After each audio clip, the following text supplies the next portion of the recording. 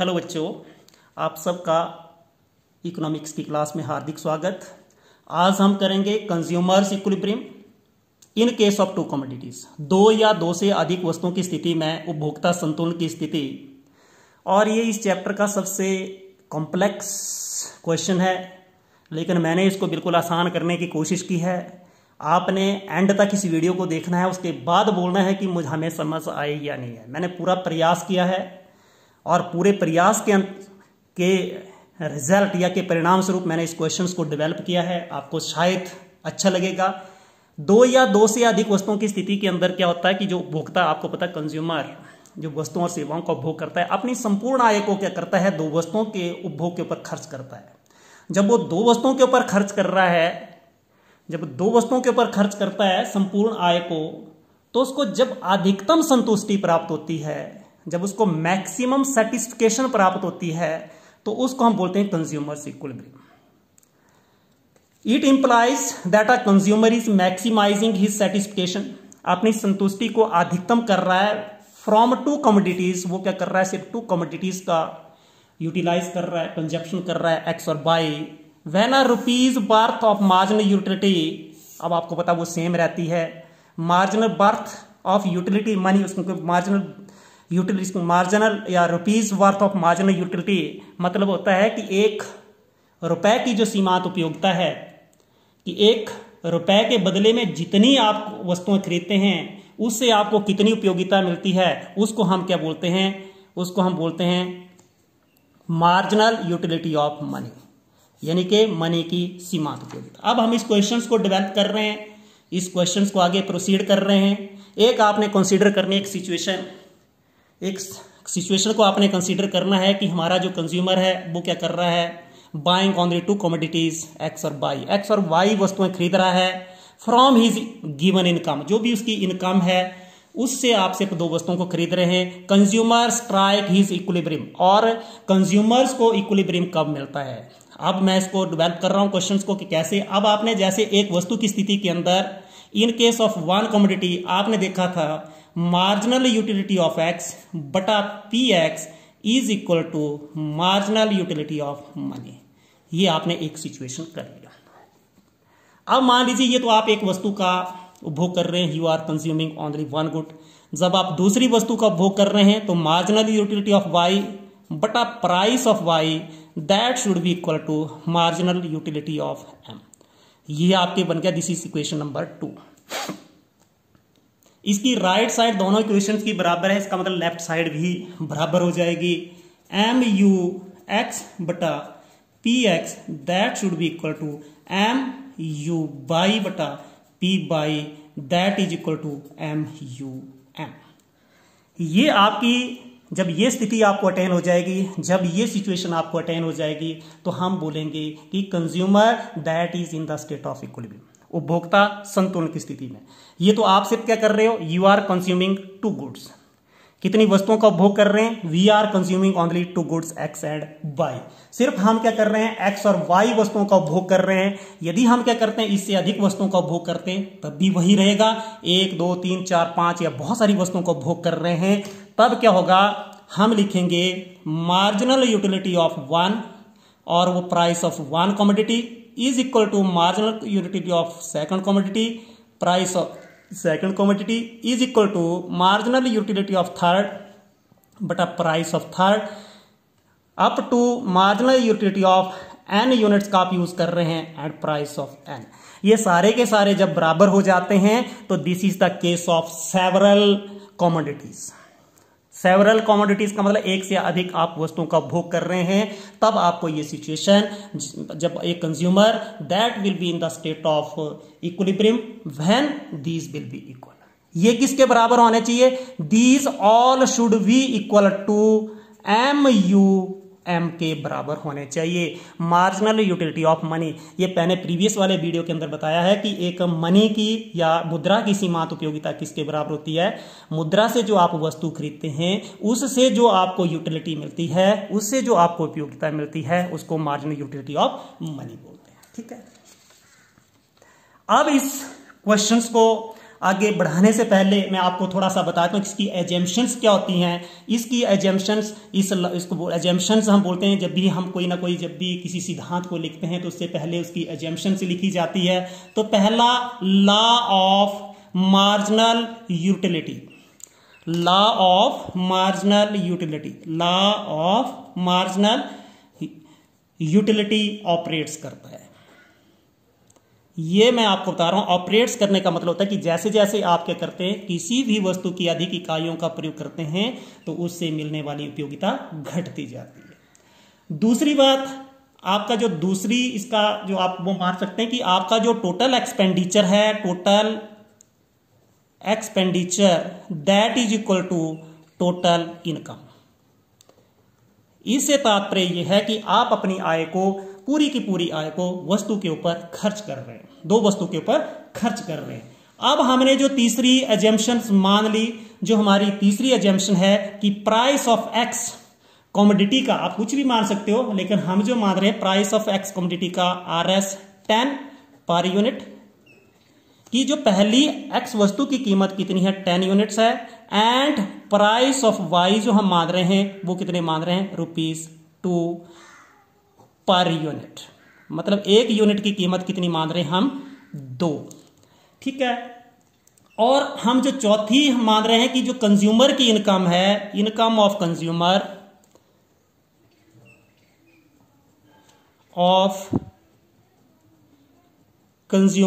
वो इनकम है, आप बड़ी भी कर सकते हो लेकिन हम छोटी लिखेंगे ₹30, कि सिर्फ कंज्यूमर के पास ₹30 हैं। अब उन ₹30 को वो खर्च दो वस्तुओं के ऊपर खर्च करेगा और उसको अधिकतम संतुष्टि कब मिलेगी, इसको हम with the help of table and with the help of diagram करेंगे और मेरी 100% गारंटी है आपको समझ आ जाएगा, ठीक है। अब हम सबसे पहले एक टेबल बना रहे हैं, इसके अंदर हम ले रहे हैं यूनिट्स ऑफ एक्स या यूनिट्स ऑफ गुड्स ले रहे हैं, यूनिट्स ऑफ गुड्स ले रहे हैं। जैसे मान लीजिए हमें किसी वस्तु की हम या दोनों वस्तुओं की बराबर इकाइयां लेनी पड़ेंगी। हम 7 इकाइयों को लेके चल रहे हैं, 2 3 4 5 6 7। मैं फील करके पढ़ाने की कोशिश करूंगा। और अब आपने क्या करना है, इसके अंदर MUX और MUY के अंदर आपने सेम प्रोपोर्शन में चेंज करनी है, मतलब बराबर घटाना है। क्योंकि आप क्या करेंगे, जब भी अतिरिक्त इकाई का आपने लिखा है कि यहां पे अभी भी लिख रहे थे कि आपका कौन सा नियम लागू होता है, law of marginal utility. Diminishing marginal utility operates करता है, diminishing law of diminishing marginal utility operate करता है। मतलब जब आप क्या करते हैं, वस्तु की सीमांत उपयोगिता घटती जाती है जब आप अधिक से अधिक इकाइयों का प्रयोग करते हैं, ठीक है। तो अब हम यहां पे ले रहे हैं एक सेम प्रोपोर्शंस के अंदर, जैसे आपने इधर 100 ले लिया और इसके नीचे आपने कितना कर दिया 80। अब हमें कितने करने पड़ेंगे, नेक्स्ट 60 करने पड़ेंगे, नेक्स्ट 40 करने पड़ेंगे, और नेक्स्ट हमने कितने कर दिए 20, और नेक्स्ट कितने कर दिए 0 और -20। मतलब अतिरिक्त इकाइयों का प्रयोग कर रहे हैं। फील करके समझ रहे हैं तो आपकी MUX एक्स वस्तु की सीमांत उपयोगिता मार्जिनल यूटिलिटी ऑफ एक्स घटती जाएगी, क्योंकि अतिरिक्त इकाई का प्रयोग करने से पहले से आपको 100 मिली, दूसरी से कम, ठीक है।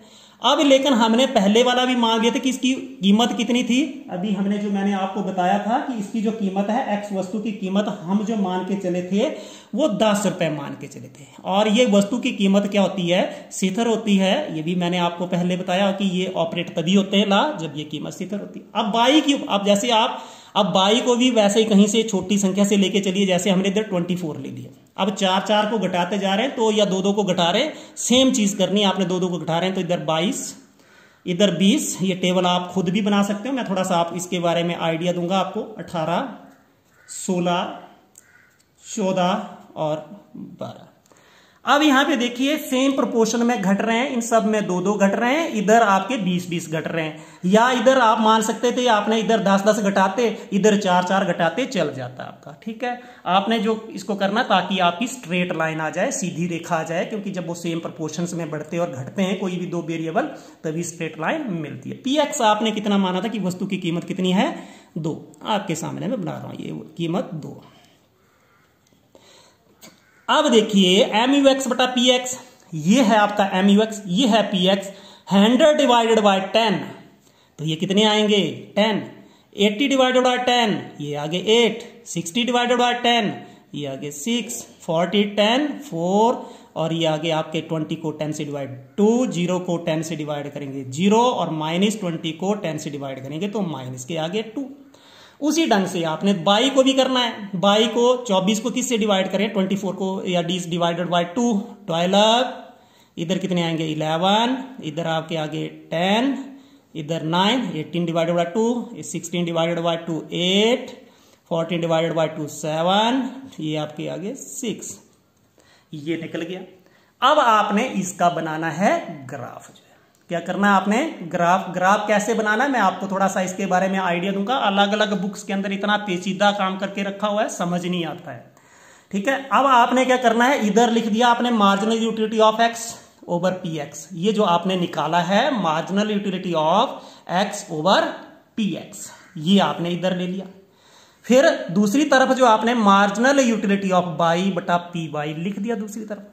अब आप कितनी कॉमोडिटीज का यूज कर रहे हैं, 7। तो कई बुक्स के अंदर 14 यहां तक लेके रखे होते हैं, लेकिन आपने 7 ही लेने।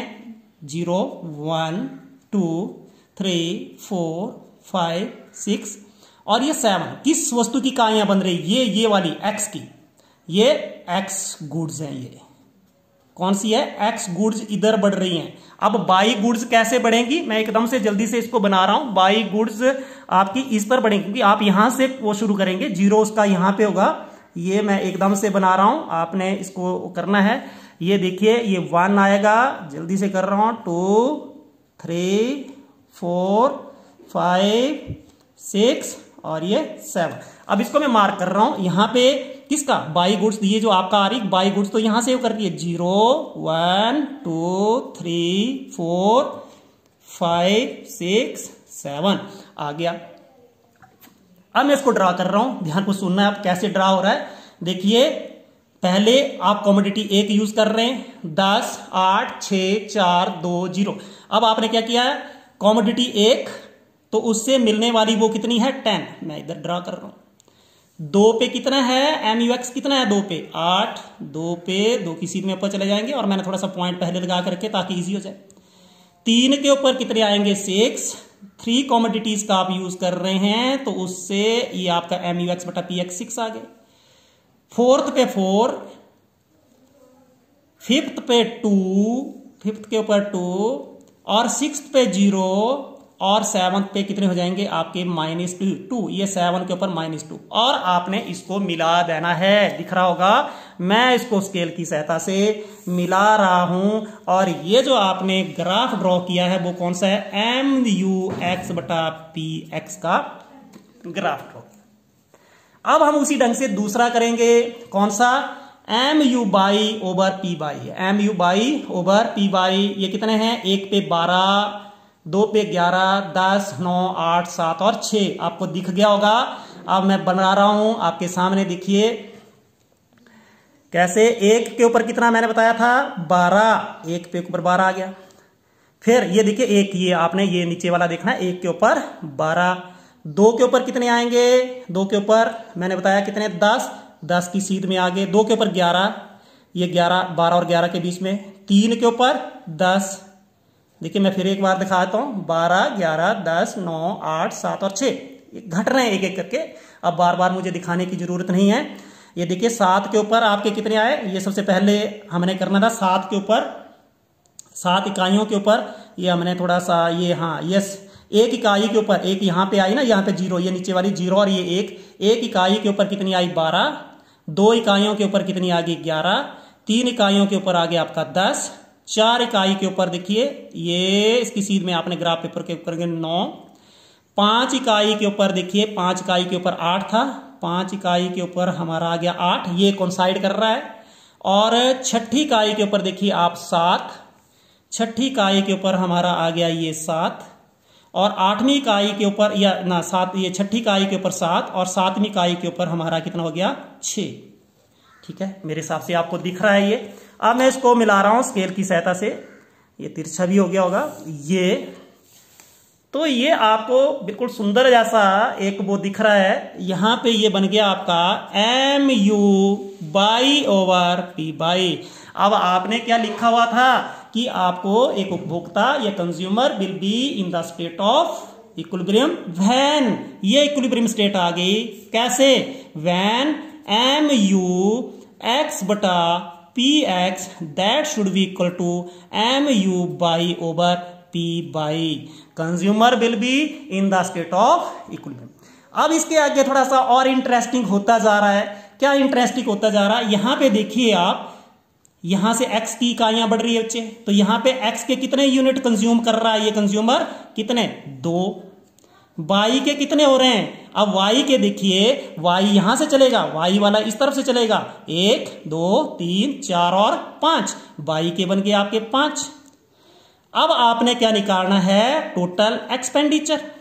टोटल एक्सपेंडिचर किसके बराबर हो जाता है, मैंने आपको पहले बताया था कि प्राइस ऑफ पहले का उसकी कितनी क्वांटिटियां खरीदी, प्राइस ऑफ सेकंड का उसकी कितनी क्वांटिटियां खरीद ली आपने, पहले की कितनी को आपकी प्राइस थी, मैंने पहले की प्राइस आपको बताई थी 10, दूसरे की 2, पहले की प्राइस आ गई 10 और उसकी कितनी क्वांटिटी खरीदी आपने, देखिए कितनी क्वांटिटियां खरीदी, पहले वाले इसके सीध में चले जाओ आप पर, मैं थोड़ा सा इसको मिला देता हूं, ये थोड़ा सुंदर लगेगा ये, ठीक है, कितनी इकाइयां 2, लेकिन उसके सीध में नीचे आ जाओ तो बाई की कितनी हो गई 5, बाई की कितनी हो गई, x की 2 बाई की 5, तो P1 Q1 P2 Q2, Q1 कितना हो गया, Q1 आपका आ गया, मैंने बोला 2, और P2 कितना हो गया आपका, प्राइस आपने मैंने बताया था प्राइस कितना था आपका, P2 कितना था 2, P2 था आपका 2, और उसकी क्वांटिटी कितनी खरीदी आपने 5, कितने हो गए 10 दूने 20 और 5 10, रुपीस कितने हो गए 30, आपके पास 30 रुपीस थे और आपने 30 के 30 खर्च कर दिए। तो कंज्यूमर दो वस्तुओं के ऊपर अपनी इनकम को इस ढंग से खर्च कर रहा है, पूरी इनकम को खर्च कर रहा है व्हेन, कब, MUX बटा PX that is equal to MUY by PY, then the consumer will be in the state of equilibrium.